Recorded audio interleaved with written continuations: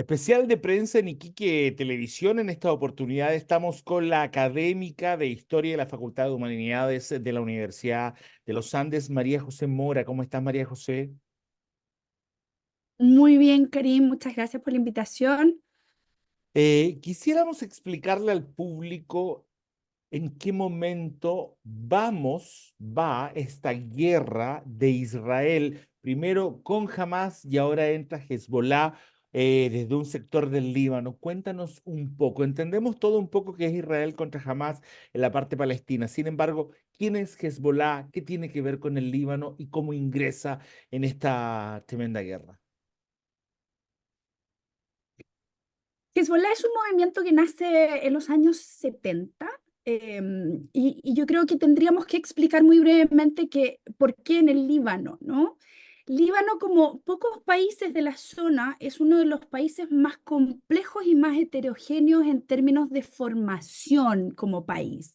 Es un país que fue en su minuto protectorado, cierto, francés, que tiene una importante cantidad de población cristiana, hay musulmanes chiitas, musulmanes sunitas, pero también hay otras variantes dentro de esas religiones. De hecho, tenemos 18 credos, mini credos, subcredos, ¿cierto?, repartidos en ese país. Y eso hizo que cuando se crea el Líbano, se creara un acuerdo entre estas mayorías religiosas para que el poder estuviese repartido entre las tres religiones más importantes. Entonces, el cargo de presidente del Líbano iba a recaer en los cristianos maronitas, que son la mayoría, o eran la mayoría en aquella época. Ya, El segundo puesto de primer ministro para los musulmanes suníes y el de presidente del parlamento para los musulmanes chiíes, que eran de sí. estos tres la minoría. Pero el tiempo ha cambiado y hoy día los chiitas ya no son minoría, sino que finalmente son mayoría en el Líbano, o más o menos dentro de la mayoría más importante.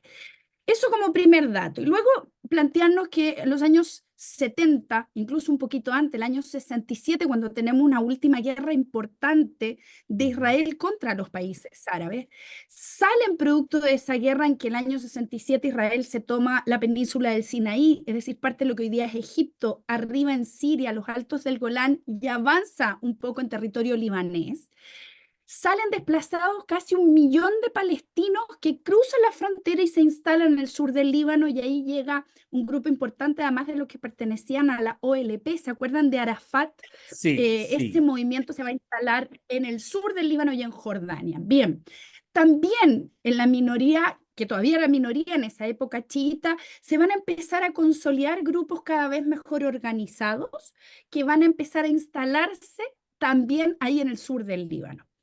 Luego, en el año 79 se produce la revolución del Ayatollah Khomeini en Irán, y Khomeini quiere Sí. empujar esta revolución islámica, y evidentemente este movimiento, que se va a llamar primero Amal, que era una idea política de proteger y defender las causas de estos chiitas musulmanes del Líbano, que ya iban creciendo, se va a ir convirtiendo cada vez más en un brazo armado, y Khomeini, ¿cierto?, en su momento, y la revolución van a ir apoyando la consolidación de este Hezbollah, que significa el partido de Dios. Y se convierte ahí este Hezbollah en lo que hoy día podríamos llamar en ciencia política un estado embrión. Es decir, fíjense lo que ocurre en Líbano desde hace 1 año y medio, casi 2 años, de fines de noviembre del 2022, no han podido ponerse de acuerdo los cristianos maronitas, chiitas y sunitas para formar gobierno. Líbano no tiene gobierno, no tiene presidente, En tiene este un gobierno momento, sí. interino que no tiene facultades reales en términos, al parecer, de derecho internacional. eh, pero lo que ha ocurrido es que Hezbollah ha ido ganando terreno en el sur y hoy día prácticamente controla regiones completas en el sur del Líbano. Así nace Hezbollah y por eso está en el sur del Líbano.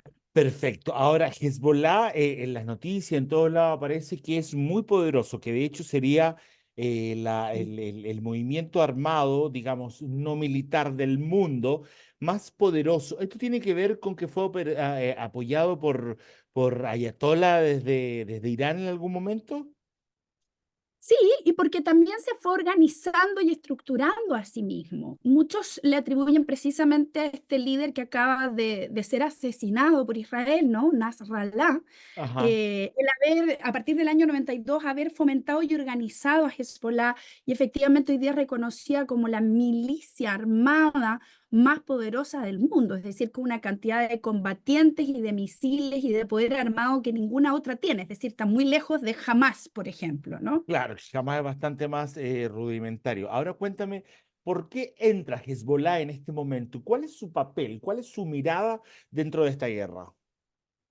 Hezbollah nunca como movimiento ha reconocido la existencia del Estado de Israel y por lo Ya. tanto le ha dado su apoyo desde el día uno a la Ujú. causa palestina que reclama también la creación de un Estado palestino.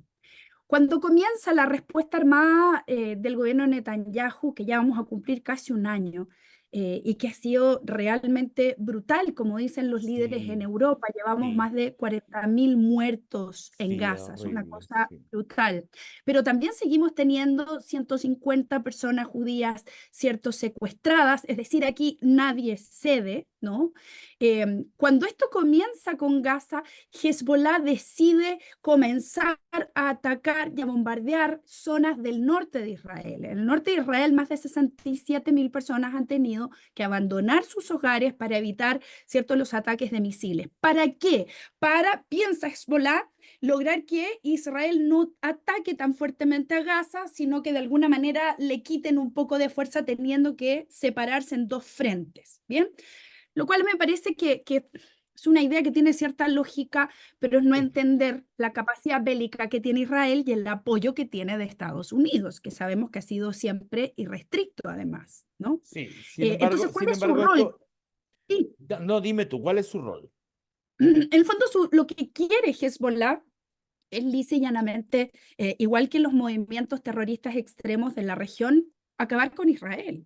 Es decir, ese es su Lo cual no objetivo. es, lo cual tampoco está dentro de un horizonte muy real, ¿no? No, en absoluto, en absoluto.